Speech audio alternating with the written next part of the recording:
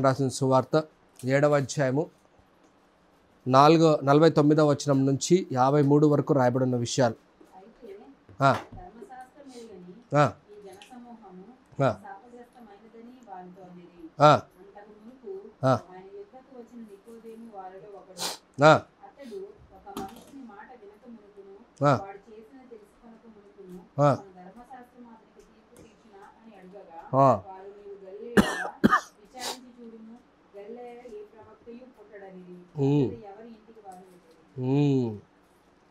ఇక్కడ మనం ఒక సందర్భాన్ని చూస్తున్నాం. ఆ సందర్భం ఏందనంటే యేసే దగ్గరికి కొంతమంది ఫరిసేయులు కొంతమంది వెళ్ళారు. వెళ్ళిన వారు అక్కడ యేసే మాట్లాడుతున్న మాటల్ని చూసి ఆశ్చర్యపోయారు. వాళ్ళలో వాళ్ళకే చాలా మాటలు రావడం మొదలైనాయి. ఆ మాటలు ఎలా మొదలైనాయి మనం చూస్తే అక్కడ 39 నుంచి చూస్తే 39 నుంచి 42 వరకు చూద్దాం.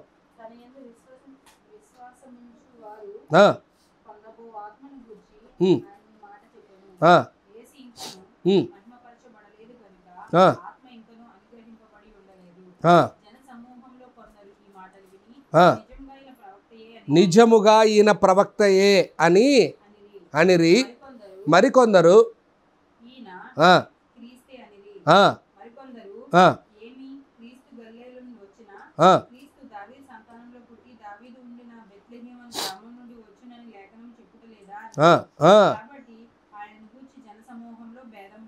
భేదము పుట్టెను. చాలు, వాళ్ళు కొద్ది వాళ్ళు మాట్లాడుకోవడం మొదలు పెట్టారు. ఆ మాట్లాడుతున్న సందర్భంలో ఒక వ్యక్తి వచ్చాడు, ఫరిసీయుల పైన అధికారముగా ఉన్న వ్యక్తి. 45వ వచనం అక్కడ చూస్తున్నాం. 45 చదువుతల్లి.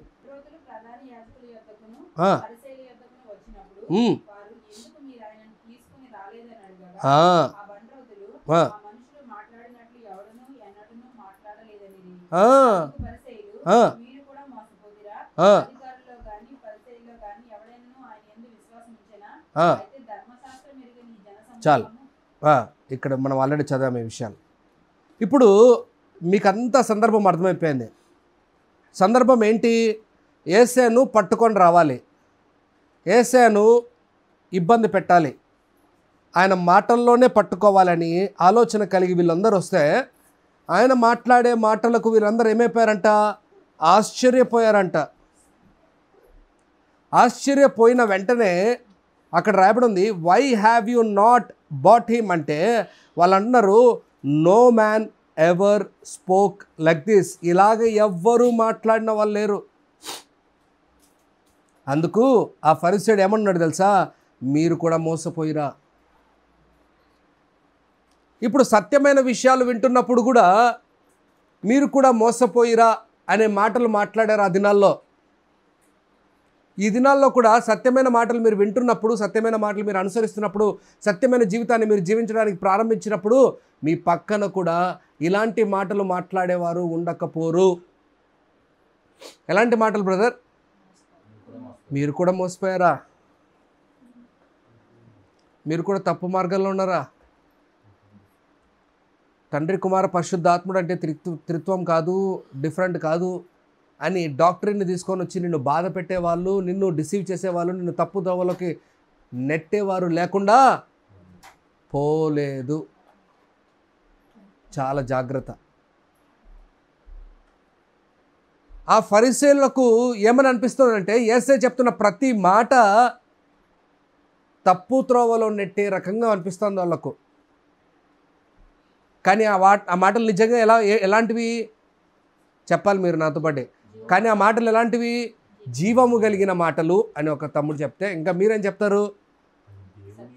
దేవుని యొద్ద నుండి వచ్చిన మాటలు. ఈరోజు మీకు చాలా విషయాలు దేవుడు తెలియజేస్తాడు. మీరు జస్ట్ వినాలి వాక్యం బాగా శ్రద్ధగా, మిస్ అవ్వకండి వాక్యం. మనల్ని కూడా అలాగా మాట్లాడేవారు లేకుండా పోలేదు. ఇప్పుడు నేను మీకు చెప్తున్న మాటలు ఏంటంటే, ఆయన వచ్చాడు, వాక్యం చెప్తున్నాడు, ఆయన వాక్యం చెప్తున్నాడని తెలిసి కూడా నువ్వు ఎంతగా తప్పిపోయావు అనే మాట్లాడుతున్న మాటలు. ముందుగా నేనేమంటాను తెలుసా మిమ్మల్ని, మీరు రైట్ డాక్టరీన్లో ఉంటే మీరు రైట్లో ఉన్నారా రాంగ్లో ఉన్నారా అనేది మీరు తెలుసుకోవాలి. అండ్ ప్రతి ఒక్క విశ్వాసి ప్రతిసారి ఎలాంటి ఆలోచనలు ఉండాలంటే మేము నేర్చుకునిందే కరెక్ట్ అనుకోకూడదు. ఆ భ్రమలో ఉండకండి. మేము నేర్చుకునిందే కరెక్ట్, మేము చేస్తుందే కరెక్ట్ అనే భ్రమలో మీరు ఉంటే మీరు మీ జీవితంలో కొత్త దానిని ఎప్పుడు మీరు నేర్చుకోలేరు, సత్యమైన వాటిని నేర్చుకోలేరు. ఒకవేళ మీరు నేర్చుకునేది నిజమై ఉంటే, సత్యమై ఉంటే, అసత్యాన్ని మీరు గ్రహిస్తూ సత్యాన్ని ఇంకా సర్వసత్యంలోకి నడిపించే విధంగా ఉండాలి. నా మాటలు అర్థమవుతున్నాయా మీకు? నా మాటలు అర్థమవుతున్నాయా? ఈరోజు 3 మాటలు మీకు చెప్పబోతున్నాయి. ఇక్కడ ఉన్న విషయాలు 3 మాటలు. ఏంటి 3 మాటలు? మొదటిగా 49వ వచనంలో ఏమనుందంటే, ఆ ధర్మశాస్త్రమును చదువుతలే మాట 49. ఎరుగని ఎవరైతే ధర్మశాస్త్రమును తెలుసుకోరో వారందరూ ఎవరవుతారంట? శాపగ్రస్తులు అవుతారంట. అలా ఏమన్నా ఉందా పాత నిబంధనలో అని వెతికితే పాత నిబంధన చేయని వాడు శాపగ్రస్తుడు అవుతాడు, కానీ పాత నిబంధన తెలుసుకోకుండా ఉన్నవాడు శాపగ్రస్తుడు ఎప్పుడు కాడు. ఇక్కడే వాళ్ళు కొత్త లేఖనాన్ని పుట్టించుకొని వచ్చారు బయటికి. ఏ లేఖనాన్ని పుట్టించుకొని వచ్చారు? నువ్వు ధర్మశాస్త్రం తెలుసుకోలేకపోతే మీరు శాపగ్రస్తులు అవుతారు. మొదటి మాటలో మీకు కొన్ని విషయాలు చెప్తున్నా. రోమీలకు రాసిన పత్రిక 7వ అధ్యాయము 7వ వచనంలో ఇలా ఉంటుంది. చదువుదాం ఒకసారి. కాబట్టి ఏమందుము? ధర్మశాస్త్రము పాపమాయన అట్లన రాదు.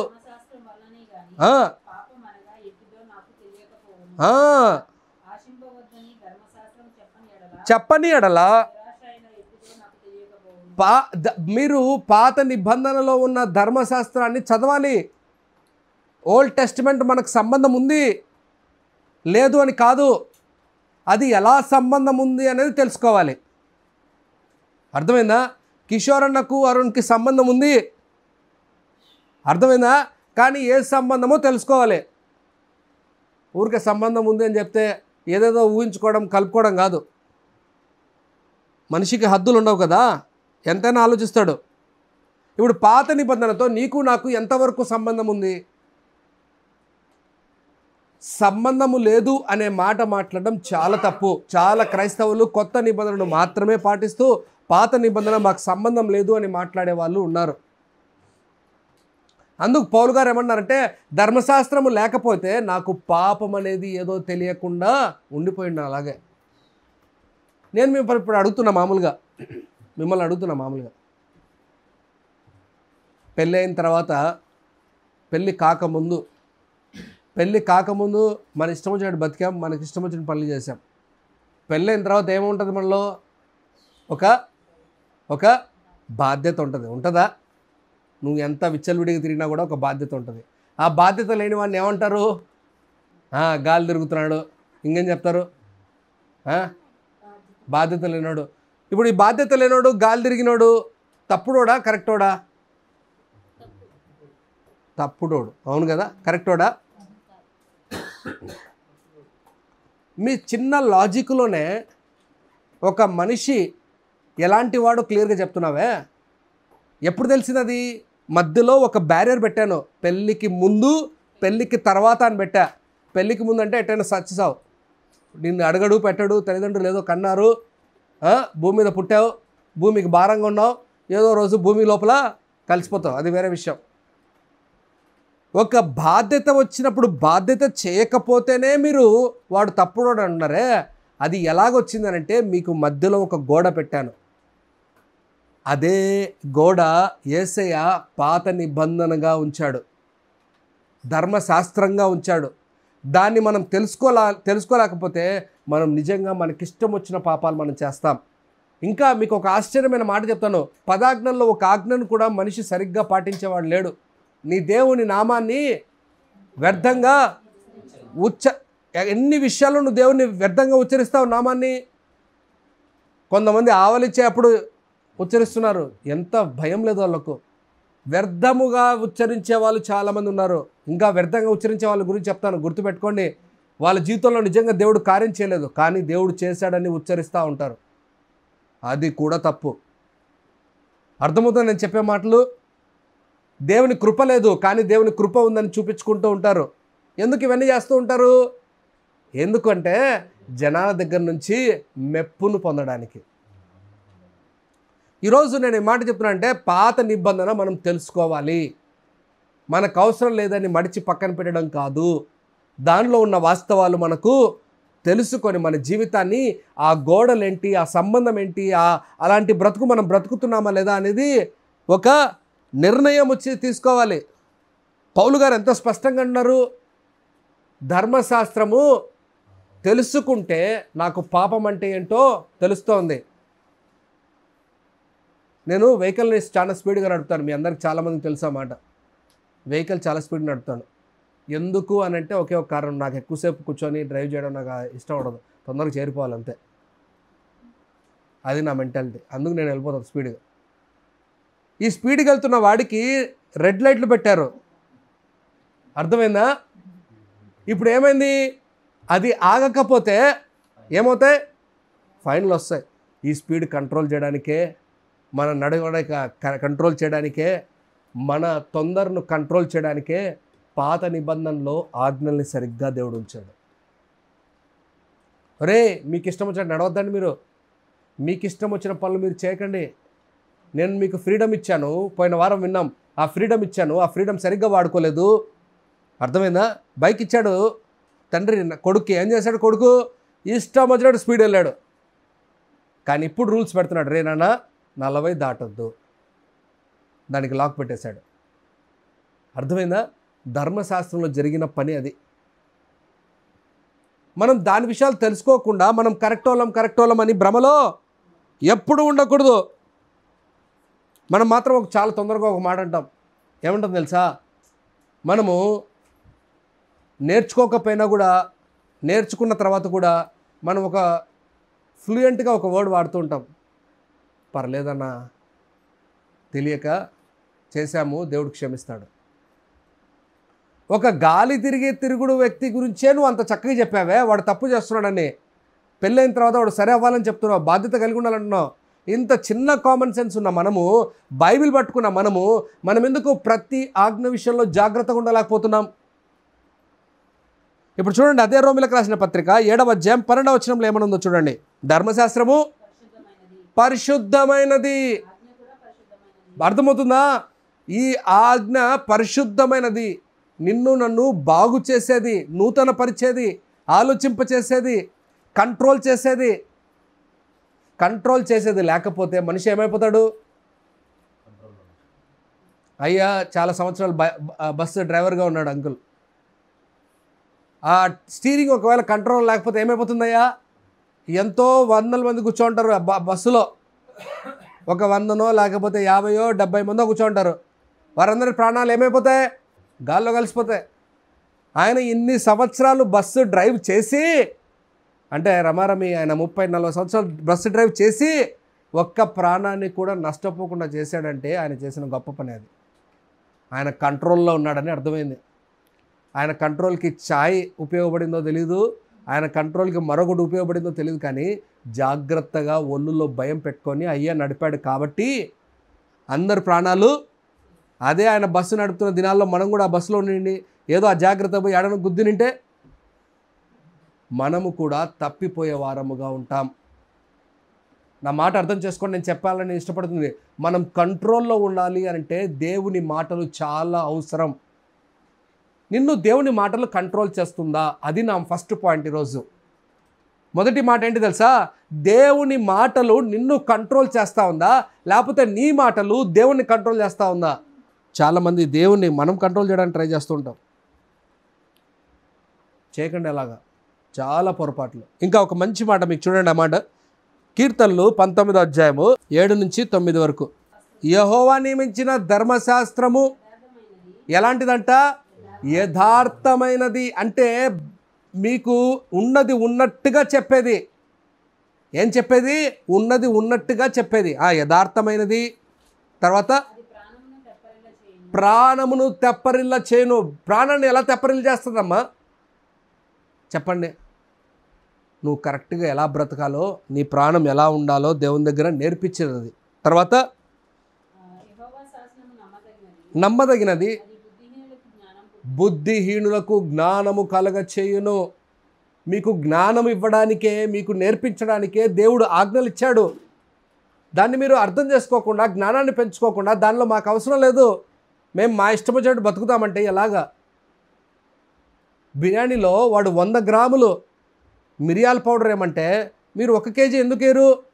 వాడు 100 గ్రాములు అంటే కరెక్ట్గా మెజర్ చేసి వేస్తావే. అది కారం ఉందా, అది కారం లేదా, వాడు కారంటి వాడుతున్నాడా, మనం కారంటి వాడుతున్నాం, ఇవన్నీ లాజికల్ పనిచేయవు. దేవుడు ఏమి చెప్తే అది చేస్తే మనకు జ్ఞానము. మనం ఆ జ్ఞానాన్ని పొందడానికి మనం రెడీగా ఉండాలి. నేను ఇప్పుడు రెండవ క్వశ్చన్ మీకు వేస్తున్నా, ఎంత జ్ఞానం పొందాను?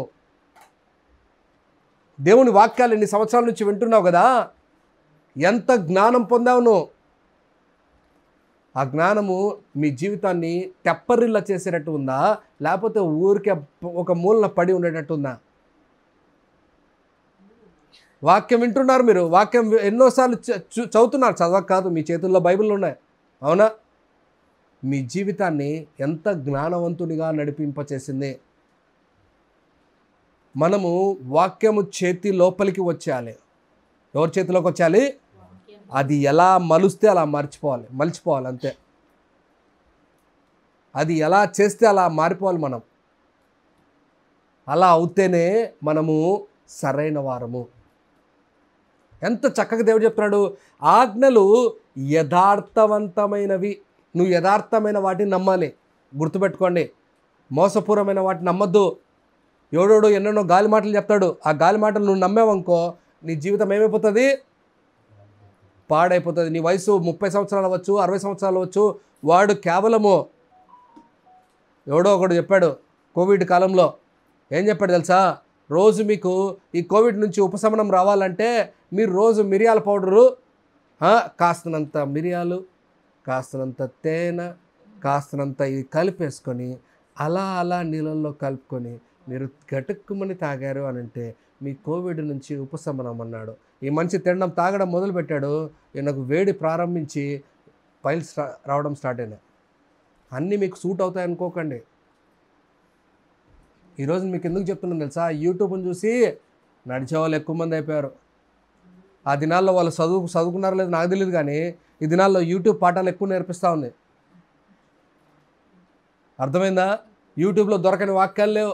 ఏమ్మా, మీకు వాక్యాలు చూడాలంటే సంవత్సరం అంతా చూసుకుంటూ ఉండొచ్చు, ఇంట్లో నుంచి కదలకుండా మెదలకుండా. ఈరోజు నేను నీతో మాట్లాడుతున్న మాట ఏంటి తెలుసా? అన్ని వాక్యాలు వింటున్నావు, కానీ జ్ఞానం పొందట్లేదే, కానీ యథార్థతలోకి రావట్లేదే, కానీ నీ ప్రాణాన్ని తెప్పరిల్లేటట్టు నువ్వు చేసుకోలేకపోతున్నావే. ఇంకెందుకు బైబిలు, ఇంకెందుకు ఆజ్ఞలు, ఇంకెందుకు నీకు సంబంధం అన్నీ? ఈ వాక్యం ఎందుకు తెలుసా? దేవుని లేఖనాలు, ప్రేమగా నీకు తెలియచేసిన లేఖనాలు. ఈ లేఖనాలని బట్టి నువ్వు చాలా మార్చుకోవాలి, నువ్వు నేర్చుకోవాలి. ఆయన మారడు. ఆయన ఎలాగున్నాడంటే మీ అందరికీ తెలుసు వాక్యం, నిన్న నేడు నిరంతరం ఆయన కరెక్ట్గా ఉండేవాడు. మనమందరము కరెక్ట్గా లేని వాళ్ళం, ఒప్పుకోలేదు అర్థంగా. అప్పుడప్పుడు కరెక్ట్, అప్పుడప్పుడు రాంగ్ అన్నా వద్దు.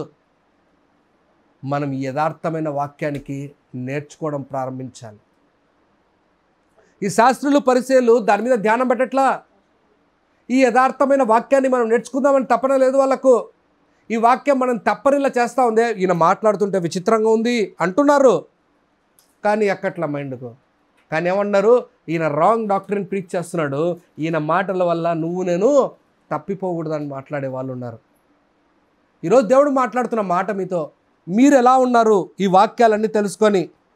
గలతీయులకు రాసిన పత్రిక 5వ అధ్యాయము 13వ వచనంలో ఇలా ఉంటుంది, చదవండి మాట. మీరు స్వతంత్రులుగా ఉండుటకు పిలువబడితిరి, అయితే ఒక మాట. మీరు దయచేసి వినండి ఒక మాట. మీరు వినాల్సిన పూర్తి మాట వినకుండా సగంలో ఇన్ని వదిలిపెట్టేస్తే ఈ వాక్యం ఎలా ఉంటుంది? మీరు స్వతంత్రులుగా ఉండడం పిలువబడితిరి, అయిపోయా. ఇంకంతవరకు ఉన్నారనుకోండి, ఎలా ఉంటుంది మీ పని? ఎంజాయ్ చేసుకోవచ్చు, మజే బస్. ఎవరన్నా నువ్వు వాక్యం చెప్పడానికి అయితే అన్నాడానా వెంటనే? అయితే ఆగండి రా విందాం, చెప్తే అది శరీర క్రియలకు హేతు చేసుకొనక ప్రేమ కలిగిన వారే అది ఒకనికొకడు దాసులే ఉన్నాడు. ఇంకా చదువుతాముడు అక్కడ, ఇంకా చదువు. అది ధర్మశాస్త్రమునందు నిన్ను వలే అది మొత్తం ధర్మశాస్త్రం అంతా బాగా వినండి మాట, మొత్తం పాత నిబంధన అంతా. ఒకవేళ మనం మొత్తం 66 బుక్కుల్లో మన కొత్త నిబంధన ఎన్ని బుక్కులు? 27 కదా. 27 తీసేసి ఎన్ని అయిపోయినాయి? 39.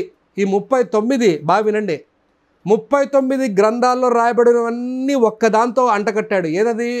నిన్ను వలే. ఇప్పుడు అది యేసయ్య చెప్పాడా లేదా? చేయమని చెప్పాడా లేదా? ఒకడు వచ్చి అడిగాడు అన్నాడా? ఆజ్ఞలు ఎలాగా? చదవండి అన్నమాట. మత్తయి సువార్త 22వ అధ్యాయము చదువు. ముఖ్యమైనది. ఒకరోజు హోల్ నైట్లో కూడా మీరు ఆ వాక్యం విన్నారు. చదువు. 36లో ఉందంట. అడిగాను అందుకాయన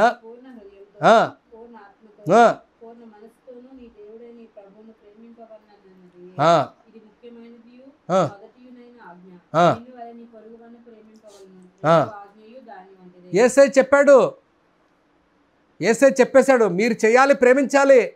పక్కన వాడిని ఎలా ప్రేమించాలి? నిన్ను వలే నీ పొరుగువాడిని. అంటే ఏంటి?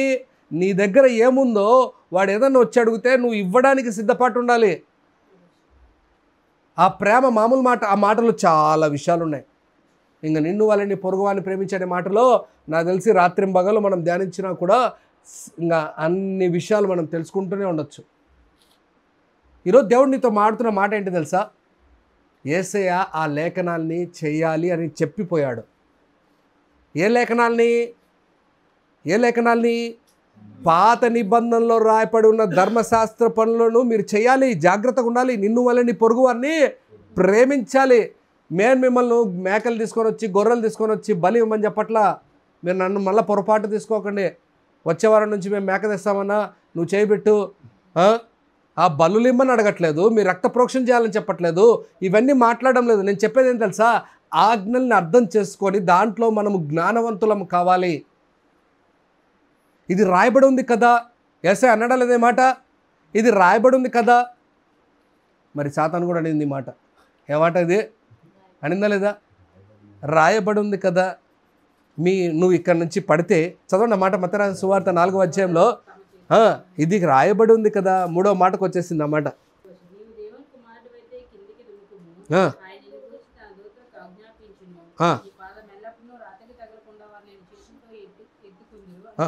అని రాయబడి ఉంది కదా. పా ఏం డైలాగ్ చూడ. ముందు యేసయ్య రాయబడి ఉంది కదా, రాయబడి ఉంది కదా అంటే యేసయ్యకే రివర్స్ డైలాగ్ వేస్తుంది. మనం కూడా కొన్నిసార్లు ఇలాంటి రాయబడి ఉంది కదా, మనం కూడా చాలా జాగ్రత్తగా ఉండాలి.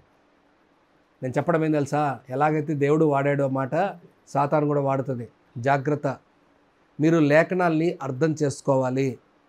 మీరు అంతకాలం లేఖనాలను అర్థం చేసుకోలేకపోతే మనం నూతన పరచబడలేము. మనం తెప్పరిల్లేటట్లు మన జీవితాన్ని మార్చుకోలేము. యథార్థవంతులుగా మనం మార్చబడలేము. పరిశుద్ధులుగా మనం మార్చబడలేము. లేఖనాలు పాత నిబంధనల ప్రతి ఆజ్ఞ పరిశుద్ధమైనవి. చదివారా మాట మీరు? 7వ అధ్యాయము 12వ వచనము రోమీయులకు రాసిన పత్రికలు మీరు చదివారు కదా. పరిశుద్ధమైనవి ఆజ్ఞలు, పరిశుద్ధమైనవి. మరి ఆ ఆజ్ఞల్ని మీరు ఎందుకు సీరియస్గా తీసుకోవట్లేదు? చిన్న చిన్న వాటిపైన ఎందుకు ఆగిపోతున్నాం? ఇంకొకడు వచ్చాడు కొత్తగా. వాడు అంటాడు, అయ్యా బైబిల్లో రాయబడలేదు సిగరెట్ తాగొద్దు అని. ఇప్పుడు సిగరెట్ ఎప్పుడు వచ్చింది? నా డౌట్, సిగరెట్ ఎప్పుడు వచ్చింది? ఎప్పుడు రాయాలి? వాళ్ళ కోసం కొత్తగా ట్రాన్స్లేటర్స్ మారుస్తూ తీసుకొని రావాలి. అందుకే బైబిల్లో ఒక మాట ఉంటుంది, దేవుడి నుంచి వచ్చింది కాకుండా ఏది మరి వేరేది వచ్చినా కూడా అదంతా లోక సంబంధమైందే.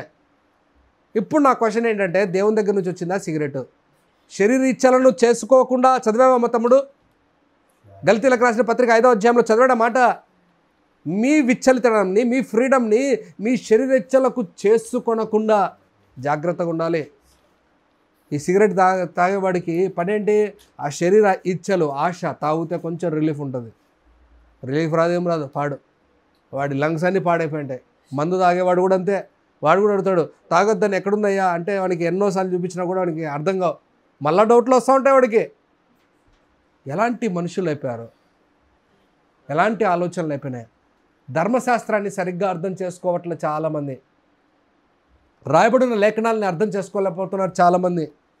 ఎందుకు లేఖనాలను అర్థం చేసుకోలేకపోతున్నారు? వాళ్ళ ధోరణే మంచిది అనుకొని బ్రతకడం వల్లే వాళ్ళు నేర్చుకోలేకపోతున్నారు. చూడండి ఒక మాట, అందుకే మీకు ఒక మంచి మాట చెప్తున్నాను, బాధ్యత అయిన మాట ఇది. యోహాను రాసిన సువార్త 1:17 ఇలా ఉంటుంది.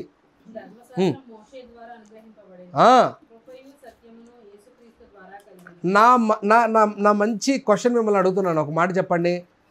మొదటిగా ధర్మశాస్త్రం తెచ్చారు, రెండవసారి తెచ్చింది ఇంకా పాత దానికంటే శ్రేష్టమైనది ఉంటుందా, లేకపోతే పాత దానికంటే దరిద్రమైనది ఉంటుందా? శ్రేష్టమైనది ఉంటుంది కదమ్మా. ఇప్పుడు నేనేమంటాను, ధర్మశాస్త్రము కంటే శ్రేష్టమైనది ఏందది? కృపాసత్యము. నా క్వశ్చన్ ఏంటి తెలుసా, ఇప్పుడు ఆ కృపాసత్యాన్ని మీరు ఎలా వాడుకుంటున్నారు? ఎలా వాడుకుంటున్నారంటే ఏంటి? తక్కువ చేసి దానికి విలువ లేకుండా, దానికి ఏమి లేకుండా ఆ కృపను ఎలా వాడుకుంటారు? ఇంకా కృపను మామూలుగా పాత బట్టల కంటే దారిద్రంగా వాడుకుంటారు. నిజం చెప్తున్నా తమ్ముడు, చాలా బాధాకరమైన మాట ఇది. కృపను ఎలా వాడుతున్నారు తెలుసా? పాత బట్ట కంటే దరిద్రంగా వాడుతున్నారు కృపను. కృప ఉందని చెప్పి మనం ఇలా చేయగలమా? పౌలు గారు ఎంత చక్కగా ఎన్ని విషయాలు మాట్లాడినారు. ఈరోజు దేవుడు మాట్లాడుతున్నమాట, ముందుగా మీకు ధర్మశాస్త్రం ఇచ్చాడు, ఇప్పుడు మీకు కృపనిచ్చాడు. ఇది తీసేలేదు, ఇది చేస్తూ మంచిగా వీటిని తెలుసుకుంటూ దేవుని నడవాలి, ఇంకా దేవుని కృపను పొందాలి. ఇంకా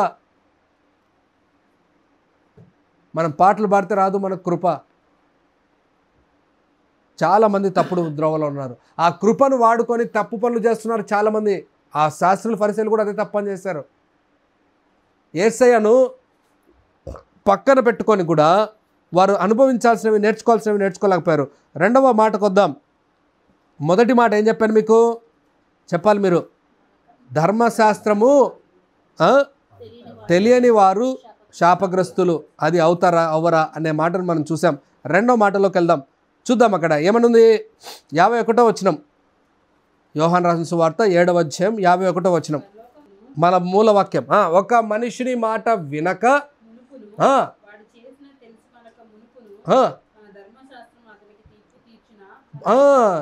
ఎవరు ఈ మాట ఎత్తారు తెలుసా? నికోదేమస్ ఎత్తాడు ఈ మాట. మీరు పౌలు అంటే యోహాను రాసిన సువార్తలో వచ్చాడు పౌలు. యోహాను రాసిన సువార్త 7:51 చదివారు, అవునా? అక్కడ పౌలు లేడు. అక్కడ ఎవరున్నారు? పౌలు వంటి ఒక మంచి జ్ఞానము కలిగిన నికోదేమస్ ఉన్నాడు అక్కడ. ఆ క్వశ్చన్ వేశాడు. ఏం క్వశ్చన్ వేశాడు చెప్పండి అన్నమాట. మనము తీర్పు డైరెక్ట్గా తీర్చకూడదు.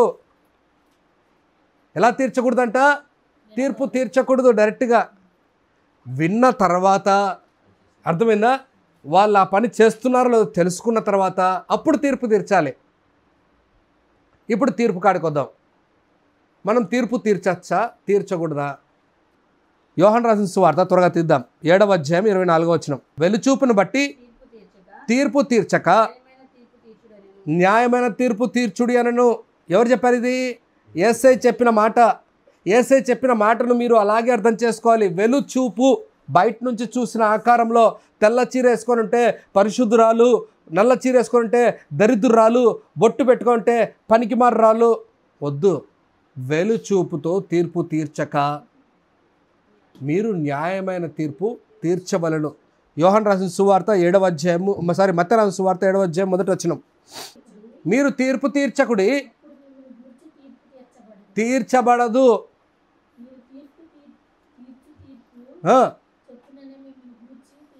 అది ఇప్పుడు తీర్పు తీర్చే వాళ్ళు ఎవరైనా ఉంటే 2 సార్లు జాగ్రత్తగా ఉండాలి. ముందు తీర్పు తీర్చాలని చెప్పాము, రెండవది తీర్పు తీర్చకూడదు. తీరుస్తే నువ్వు దేని ద్వారా కొలవబడ్డావో దానితోనే కొలుస్తాడు దేవుడు నిన్ను. అర్థమవుతుంది నేను చెప్పే మాటలు. ఇప్పుడు రెండవ కేటగిరీ ఏంటి తెలుసా? మనం అందరం ఎందుకన్నా తీర్చకపోతే నోరు మూసుకొని ఉంటే బాగుంటుంది. ఇది మూడో కేటగిరీ. ఎవరిల్లు? ఎందుకన్నా దానిలో ఇరక్కపోయేది. తీర్చడం ఎందుకు, మనల్ని కూడా దాంతో కొలచడం ఎందుకు, మళ్ళీ ఇరక్కపోవడం ఎందుకు? నా లాజిక్ అర్థమవుతుంది మీకు చెప్పిన మాటలు. కానీ ఇప్పుడు నేను మిమ్మల్ని క్వశ్చన్ అడుగుతున్నా. 2 వాక్యాలు చదివారు, ఒక చోట తీర్పు తీర్చమని, ఇంకొక చోట. ఇప్పుడు మీరేమి డిసిషన్ తీసుకున్నారు? మీకు ఒక మంచి మాట చెప్తాను చూడండి, బాగా అర్థం చేసుకోండి. తీర్పు తీర్చేవాడు జాగ్రత్తగా ఉండాలి అనే మాట అర్థం చేసుకోవాలి. తీర్పు తీర్చాలి. తీర్పు తీర్చకపోతే నష్టపోతావు నువ్వు. యేసయ్యే తీర్పు తీర్చాడు, కానీ బయట ఆకారం చూసి వాడి క్రియలు చూసి కాదు. అర్థమైందా? మీకు ఎందుకు ఈ మాటలు చెప్తారంటే, మీరు కూడా ఎవరైనా వాక్యం విన్నారు, ఆ వాక్యం విన్నప్పుడు నీ మనసులో తీర్పు తీర్చుకుంటావు. ఈయన తప్పుడు బోధకుడు, ఈయన కరెక్ట్ బోధకుడు. ఎవరికి నువ్వు చెప్పాల్సిన పనిలా, నీ మనసులోనే నీకు తీర్పు వస్తుంది. అది నువ్వు చేసుకోలేకుండా బయటికి మాత్రం నేను చెప్పనన్నా, వాడు ఎలా వాక్యం చెప్పినా పర్వాలేదన్నా, నేను ఎందుకన్నా తీర్పు తీర్చి నేను మధ్యలో ఇరక్కపోయేది అనే లాజిక్లో ఉంటే, నువ్వు చెప్పకుండా పోవడం వల్ల చాలామంది ఆయన వాక్యాలు విని తప్పు దోవలోకి వెళ్ళిపోతారు. నా మాటలు అర్థమవుతున్నాయి నేను చెప్పేది. నేను ఇక్కడ మీకు అర్థం కావాలని చెప్తున్నా. కాబట్టి మీరు చెప్పాలి, మీరు నేర్చుకోవాలి. మీరు సత్యం తెలుసుకుంటే కరెక్ట్ చెప్పడానికి మీరు నేర్చుకుంటారు. యేసే తీర్పు తీర్చాడా? తీర్పు తీర్చాడు. కొన్ని విషయాల్లో మాట్లాడాల్సిన రీతిగా మాట్లాడినాడు. పౌలు గారు కూడా చెప్పారు, ఇలా చేయండి, ఇలా చేయకండి, ఇలాంటి వాళ్ళు రానికండి. ఎంత స్పష్టంగా అన్నాడు. మీరు కూడా స్పష్టంగా ఉండాలి. ఇప్పుడు నేను చెప్పేది ఏం తెలుసా? తీర్పు తీర్చాలి మీరు, కానీ మీరు సరిగ్గా ఉంటూ మీరు చేయాలి. ఆ రెండవ మాట నేను చెప్పడం బట్టి, మీరు సరిగ్గా ఉంటూ అని చెప్పిన తర్వాత అక్కడ మీరు టైం ఎక్కువ తీసుకున్నారనుకోండి, మీరు పడిపోతారు, వేరే వాళ్ళు పడిపోతారు. నిజం చెప్తున్నాను, మీరు పడిపోతారు, పక్కన వాళ్ళు పడిపోతారు. తీర్పు తీర్చడం చాలా అవసరం. ఎలా తీర్పు తీర్చాలి? ఆ మాట అక్కడ అన్నాడు. ఎవరు? ఫరిసేయుడు. ఎవరు ఆ ఫరిసేయుడు? నికోదేముస్. స్పష్టంగా అన్నాడు, బయట ఆకారమును బట్టి కాదు కదా, ఆయన చేస్తున్న క్రియలను బట్టి కదా. ఎంత స్పష్టంగా ఉందో చూడండి ఆ మాట. 51.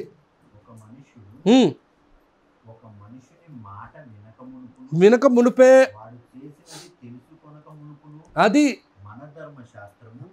తీర్పు తీర్చునా చేయకూడదు. నువ్వు ఒక మాట వినలేదు, వినకముందే అన్న కిషోర్ తన తప్పు లేదన్నా, నువ్వు ఆయన ఫేవర్గా మాట్లాడుతున్నావు, వద్దొద్దు, అట్లా ఉండకూడదు. తొందరపడి నువ్వు మాట్లాడకూడదు. నువ్వు తొందర నిర్ణయాలు తీసుకొని తొందరగా నువ్వు జడ్జిమెంట్ తీసుకునేవాడివైతే తప్పు త్రోవలో పడిపోతావు.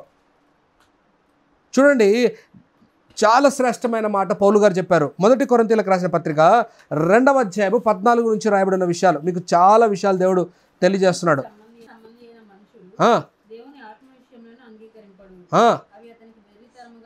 వెర్రితనముగా ఉన్నవి, గ్రహింపజాలడు. బాగా వినండి మాట. ఆత్మ సంబంధి అయిన వాడు అది ఏమంట? అన్నిటినీ వివేచించును గాని. తర్వాత very good.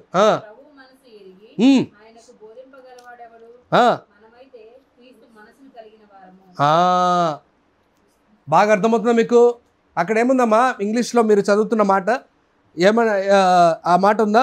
Spiritual person will. అది ఆ మాట చాలా మిస్ అవుతుంది ఇక్కడ. ద స్పిరిచువల్ పర్సన్ జడ్జెస్, న్యాయం తీరుస్తాడంట. ఎవరు? ఆత్మీయుడు. నువ్వు ఆత్మీయుడివా శరీరుడివా నువ్వే డిసైడ్ అయిపో.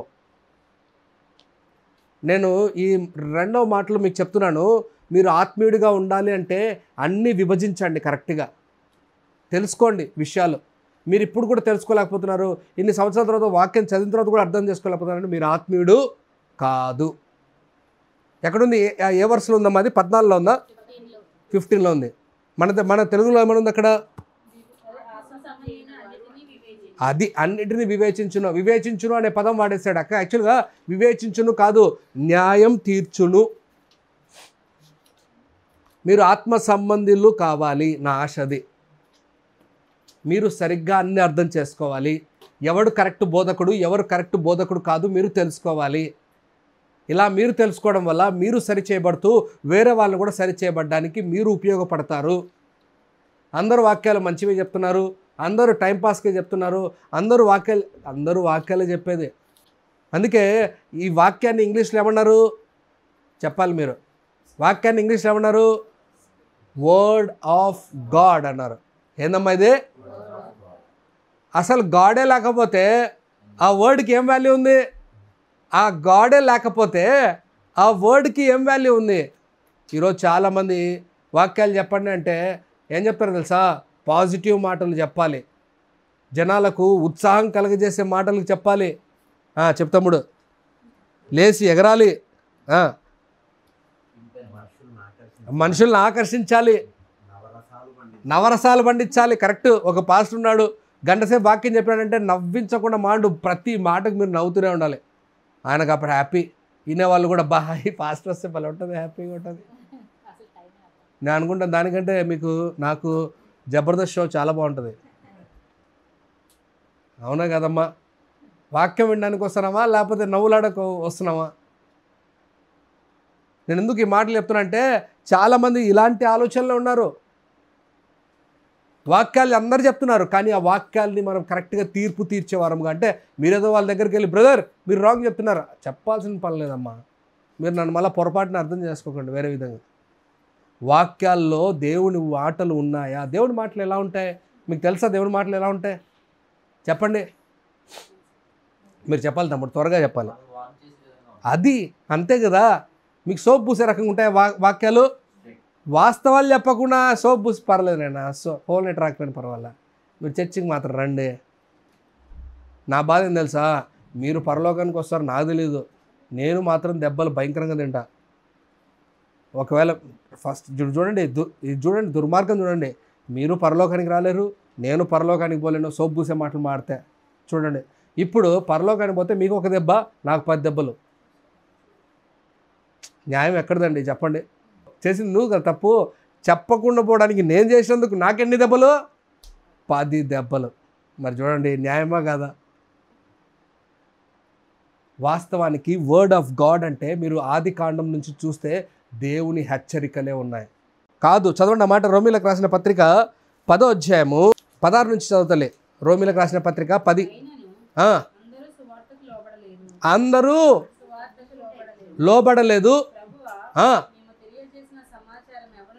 ఎవరు నమ్మాను? వినుట వలన విశ్వాసము కలుగును. అది మీరు వాక్యం వింటున్నప్పుడు మీకు విశ్వాసం రావాలి, మీ తప్పులు మీరు తెలుసుకోవాలి, మేము సరి చేయబడ్డానికి ఒక మార్గం రావాలి. ఎవరు నమ్ముతున్నారు ప్రభువా? చాలామంది నమ్మట్లేదు వాక్యాలు. చాలామంది ఈ దినాల్లో ఒక మంచి ఇది పెడతారు, స్టేటస్ పెడుతున్నారు. ఆ స్టేటస్లు మాత్రం ఎవరు అందరూ పెట్టుకోవడానికి టైంపాస్ కానీ ఏముండదు. ప్రాస్పారిటీ గాస్పల్, జనాలు భయంకరంగా ఉంటారు అక్కడ. మీరు చూసారు ఇమేజ్, అవునా కదా? ప్రాస్పారిటీ గాస్పల్ చాలామంది ఉంటారు. Only blood of Christ salvation గురించి చెప్పే చోట ఈ ఇమేజ్ చూసిన తర్వాత కూడా ఈ గొర్రెలకు అర్థం కాదు. స్టేటస్ వాళ్ళే పెడతారు మళ్ళా.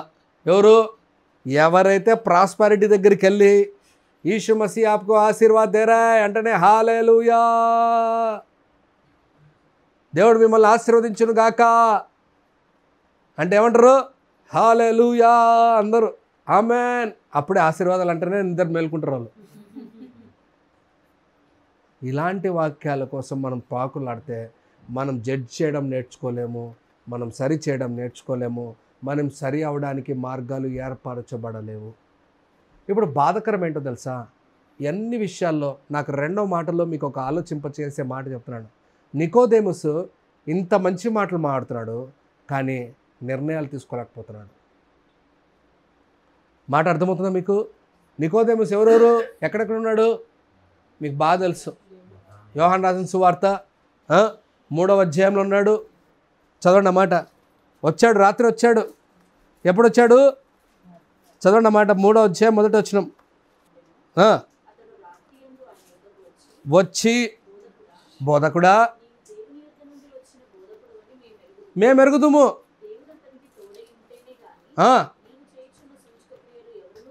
అది ఈయన రాత్రి వచ్చాడు. ఎప్పుడు వచ్చాడు? ఉదయం కాదు వచ్చింది. ఉదయం వస్తే ఎవరు చూస్తారో, ఎవడు చూసి అరే ఆయన దగ్గరికి వెళ్ళామని చెప్తారో ఉంటారు. మా చాలామంది అలాంటి వాళ్ళు బాధపడి, అర్థమైందా? కిషోర్ని కలిస్తే అబ్బో ఈయన ఎందుకు కలిశాడో, ఈ టైంలో ఎందుకు కలిశారో వీళ్ళను, పెద్ద బాధ వాళ్ళకు. మా గురించి ఏం చెప్పారో, మా గురించి ఏం మాట్లాడుకున్నారో. మనుషుల ఆలోచన నీకు నాకు అర్థం కావు. ఈ రాత్రి వచ్చాడు నికోదేము, వచ్చి ఎంత చక్కగా అన్నాడు, బోధకుడా నిద్రపోవాల్సింది నేను, మేల్కొని వచ్చి నీ దగ్గరికి వచ్చాను, ఎందుకు వచ్చాను తెలుసా? దేవుడు నీతో ఉన్నాడు. ఎందుకున్నాడు తెలుసా?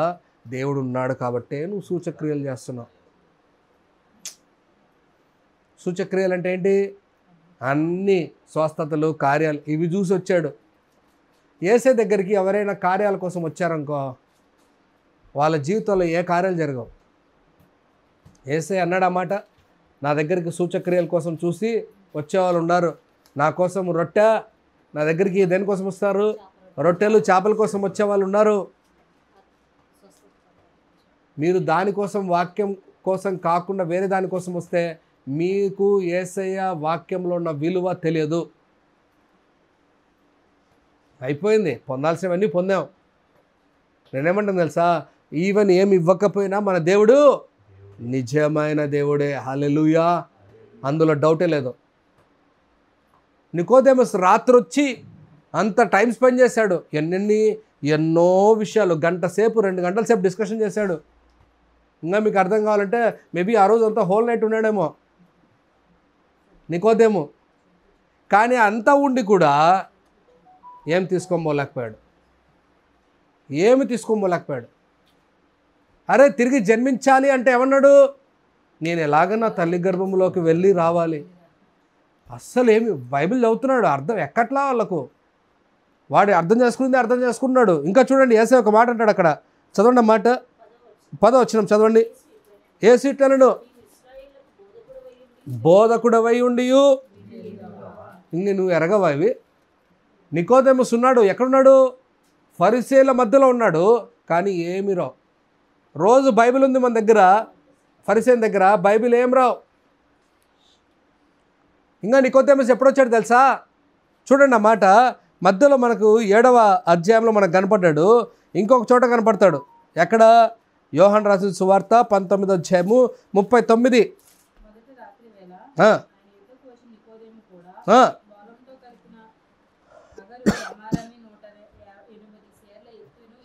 అబ్బో, ఎంత తెచ్చాడంట?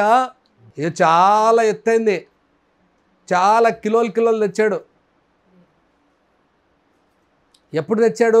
యేసే చచ్చిపోయాడు అని తెలిసిన వెంటనే బయటకు వచ్చాడు. ఇది ఒక రకమైన పాము. ఎలాంటి పాము అమ్మా? చూసారా మీరు పాములు? ఎప్పుడన్నా వర్షాలు పడినప్పుడు బయటకు వస్తుంటాయి. ఎందుకు వస్తాయి తెలుసా? చెప్పండి మీరు. కప్పల కోసం వస్తుంది. వెరీ గుడ్, వెంటనే చెప్పారు. కప్పలు. రెండోది ఎలకలు. భూమిలో కూడా కొంచెం వేడి ఎక్కువ పెరుగుతూ ఉంటుంది, బయట ఏమో చల్లగా ఉంటాయి వర్షం పడుతున్నప్పుడు. కాబట్టి బయటకు వచ్చా, కప్పల కోసం వచ్చా, ఆహారం కోసం వచ్చా. ఇలాగే మన నికోదేమస్ కూడా అప్పుడప్పుడే బయటకు వస్తున్నాడు. యోహాను రాసిన సువార్త 3వ అధ్యాయంలో బయటకు వచ్చాడు. యోహాను రాసిన సువార్త 7వ అధ్యాయంలో బయటకు వచ్చాడు. యోహాను రాసిన సువార్త 19వ అధ్యాయంలో వచ్చాడు. ఇంకా మధ్యలో ఏడ కనపడంలా. మనం కూడా వాక్యాలు ఎప్పుడెప్పుడు చర్చిలకు, ఓన్లీ అప్పుడప్పుడు చర్చిలకి మాత్రం పోతూ ఉంటాము. ఏమ్మా నికోదేములో వీళ్ళంతా మహానుభావులు. ఎన్నో సంవత్సరాలు చర్చికి వెళ్తూ ఉంటారు, కానీ ఏమీ అర్థం కావు.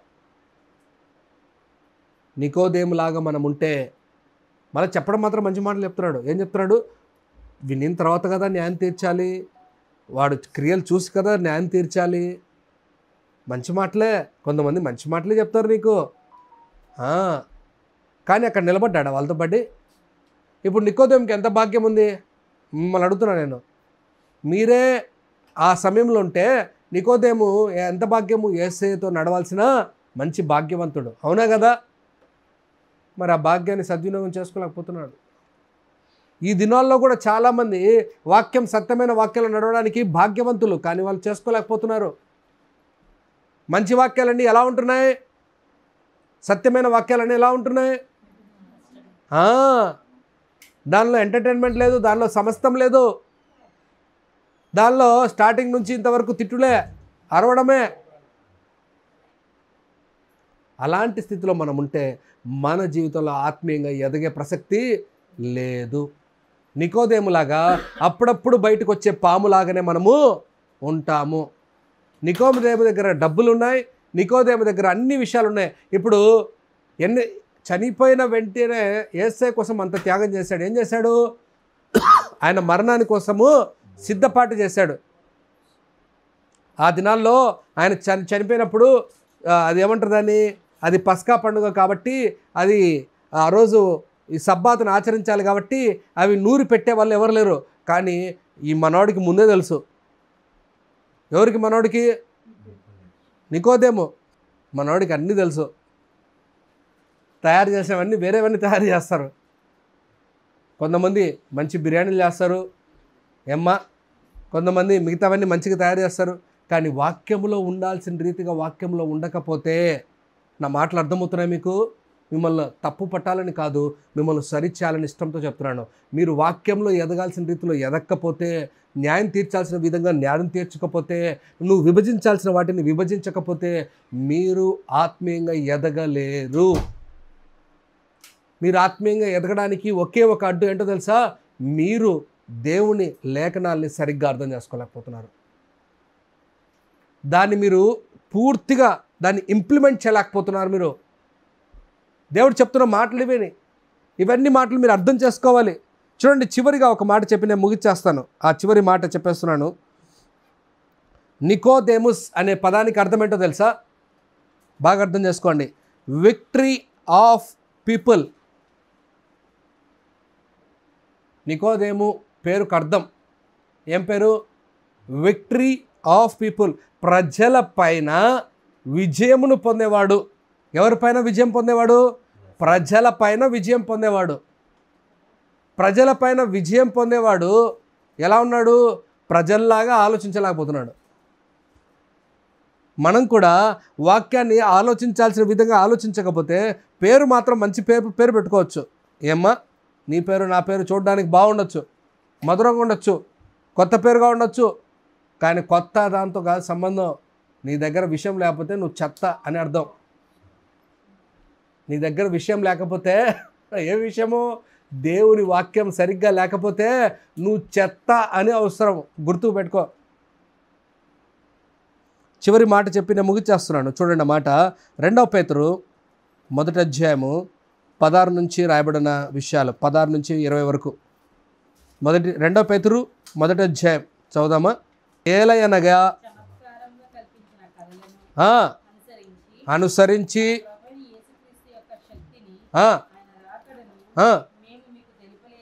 మేము మీకు తెలపలేదు కానీ మేము కన్నులారా చూచిన వారమై తెలిపితిమి. ఈ కన్నులారా చూసిన వారు దాంట్లో భాగ్యం లేదు నికోదేముకు. ఏమి కన్నులారా చూశారు? చూడండి అన్నమాట. ఏం కన్నులారా చూశారు? చదువుమా, ముందు కిందికెళ్ళు. ఆయన నా ప్రియ కుమారుడు,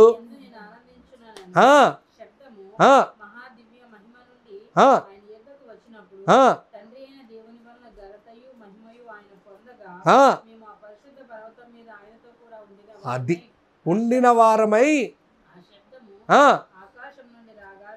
అది నికోదేము ఇంత ఉన్నా కూడా పొందాల్సిన వాటిని పొందలేకపోయాడు, చూడాల్సిన వాటిని చూడలేకపోయాడు, వినాల్సిన వాటిని వినలేకపోయాడు. ఈరోజు దేవుడు నీతో మాట్లాడుతున్నాడు. చివరిగా నువ్వు కూడా వాక్యాలు వింటూ నిర్లక్ష్యంగా బ్రతుకుతూ నీ ఇష్టం వచ్చినట్టుంటే నువ్వు నేను కూడా నికోదేము లాంటి వాళ్ళమే. ఏంటి నికోదేము లాంటి వాళ్ళమే? కన్నులుండి కూడా దేవుని కార్యాలు చూడలేము, చెవులుండి కూడా దేవుని సత్యాల్ని వినలేము, మనకు సమయం ఉండి కూడా దేవునితో సహవాసం చేసే భాగ్యము ఉన్నది. నేను చెప్తున్నాను, మన కాలం బ్రతికేది చాలా తక్కువ. పోయిన ఆదివారం మీరు విన్నారు, స్వతంత్రతను రాంగ్గా యూజ్ చేసుకున్న వాళ్ళ బ్రతుకులు ఏమైనాయి. ఈ ఆదివారం మీరు నేర్చుకునేది ఏంటి తెలుసా? ఒక నికోదేము లాంటి వ్యక్తి మంచి ఫరిసేయుడైనప్పటికీ కూడా సరైన విషయాలు తెలుసుకోలేకపోయాడు. ఈరోజు దేవుడినితో మాట్లాడుతున్న మాటలు, ఎంతకాలం ఇలా ఉంటాం? ఎంతకాలం నేను ఇలా ఉండాలి? ప్రార్థన చేద్దాం, మన బ్రతుకులు మార్చుకుందాం, ఇచ్చిన సమయం ప్రకారంగా అన్నీ తెలుసుకుందాం. ఇప్పుడు నేను మిమ్మల్ని ఏమంటున్నా తెలుసా?